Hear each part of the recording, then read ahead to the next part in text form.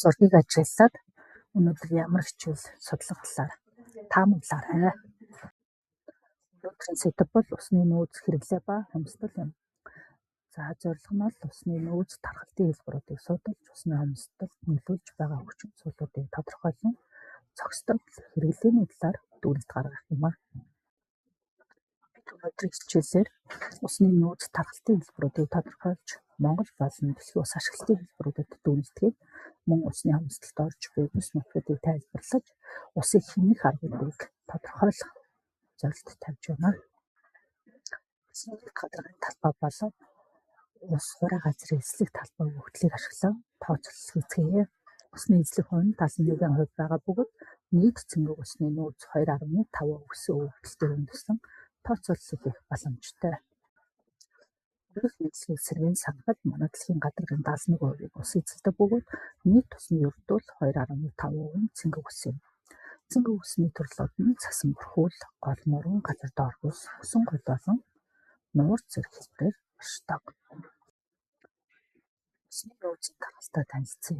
Усан манлын дийлэнх нь далай, давстай ус бөгөөд цэнгэг ус нь усан гол, газар доорх ус, гадаргын бусад их үүсвэр, нуур, хөрсний чиг, агаар мандал зэрэгт хуваарлагддаг. Гол орны усны нөөцийн тархалтын хэлбэрүүдийг тоон үзүүлэлтийг ажиглаад харьцуулан дүгнэлт гарган ярилцаарай. Энэ нь хоёр өөр орны усны нөөцийн бүтцийг ойлгоход туслах болно.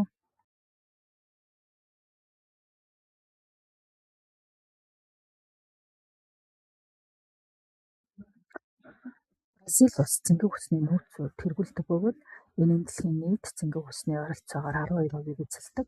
Үндсэн шалтгаан нь Амазон мөрөн болон түүний салбар голуудтай холбоотой. Улс цэнгэг усны нөөцөөр 2-дугаарт ордог. Байгаль нуур, Енисей, Лена, Ойв зэрэг олон тооны гол мөрөнтэй байгаль нуур нь дэлхийн нийт цэнгэг усны 20%-ийг дангаар агуулдаг. Канада улс нь мөнх цас усан гол 2 сая гаруй нууртай бөгөөд цэнгэг усны нөөцөөр 3-дугаар жагсдаг. Дэлхийн нийт нуурын тал нь Канада улсад байдаг. Хятад улс нь Янцзы, хатан гол зэрэг томоохон гол мөрнүүдтэй ч хүн ам ихтэй тул усны хэрэглээ маш их байдаг. Цэнгэг усны нөөц нь ойролцоогоор 2800 шоо км болдог. Америк нэгдсэн улс нуурууд Миссисипи, Колорадо зэрэг томоохон усан нөөцтэй тус улс нийтдээ хэмжээний нөөцтэй ч баруун бүсэд нь усны хомсдол үүсэж болцсошгүй байна. Индонез улс хэмжээний хурд тундас гол мөрөн нууртай халуун орны борооны улирсанд усны нөөцийг тэжээдэг. Цэнгэг усны нөөц нь ойролцоогоор 2000 шоо км болдог. Дэлхийн цэвэр усны нөөцөөр тэргүүлж байгаа дээрх улсуудыг газрын зурагт тэмдэглээрэй.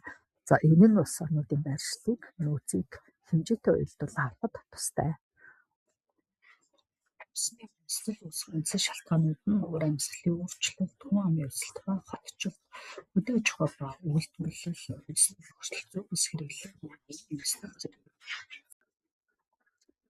зураг дээрх мэдээллээр цэнгэг усны хомсдолд орж байгаа бүс нутгуудыг нэрлэнэ. Үүнд Хойд Америкийн баруун өмнөд хэсэг, Африкийн хойд хэсэг, баруун өмнөд Ази зэрэг багтаж байна. 2007 он гэхэд усны хомсдолд орох улс орнуудын урьдчилсан төсөөллийг газар зүйн зургаас уншиж хамгийн их болон хомсдолд орох улс орнуудыг таних тэмдэг ашиглан нэрлээрэй. Хис дамс усны асуудлуудын талаар авч үзэхдээ Нийл мөрөн ба Меконг мөрний сав газрын жишээн дээр харьцуулан дүгнэлт хийнэ. Нийл ба Меконг мөрний асуудлуудын талаар дэлгэрэнгүй авч үзье. Эдгээр нь усны нөөцийн хойрлол, зохицуулалттай холбоотой нийтлэг асуудлууд юм. Дэлхийн ус ашиглалтын гол салбарууд нь хөдөө аж ахуй, аж үйлдвэр болон хотын хэрэглээ юм.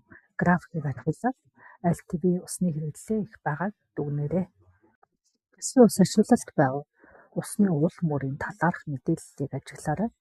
Усны уул мөр нь бүтээгдэхүүнийг үйлдвэрлэхэд зарцуулсан усны нийт хэмжээг илэрхийлдэг. Энэхүү график нь усны уул мөрийн хэмжээг харуулж байна. Энэ нь бидний хэрэглэж буй зүйлс усны нөөцөд хэрхэн нөлөөлж байгааг харуулдаг. Монгол ус ашиглалтын талаарх статистик мэдээлэлтэй танилцаад дүгнэлт гаргаарай. Монгол улсын усны нөөцийн ашиглалтын бүтцэд онцгой анхаарах шаардлагатай байна. Усны зөв зохистой хэрэглээ нь усны хомсдлоос сэргийлэх чухал алхам юм. Үүнд хэмнэлттэй хэрэглээ, ус алдалтыг засах, усыг дахин ашиглах бохирдлыг бууруулах зэрэг орно. Усыг хамгаалах арга замууд нь байгалийн нөөцийг нөхөн сэргээх, ухаалах технологи, хууль эрх зүй болон хувь хүний оролцоо зэрэг цогц арга хэмжээнүүдээс бүрддэг. Тус бүр хооллыг хүнсний усны мөрөд тооцъё. Доорх үснэгтэн мэдээлэлтэй танилцаад нэг сард ойролцоогоор хэдэн литр ус хэрэглэснээ тооцож үзээрэй. Хичээлийн төгсөлд мэдлэгээ батгал gaajуулах хэдэн асуултанд хариулъя. Цэвэр усны хүртээмжтэй улс, хомсдолд орсон бүс нутаг, усны хомсдолд нөлөөлөх хүчин зүйлсийг сонгоно. Энэхүү бичлэгийг үзэж дуусаад төгсгөлд нь Монгол орны усны нөөцийн төрөл, Индонезийн усны нөөцийн тэжээл хамгийн их ус ашигладаг салбаруудын талаарх асуултанд хариулаарай. За бичлэгийг гэрийн даалгавар юм шүү.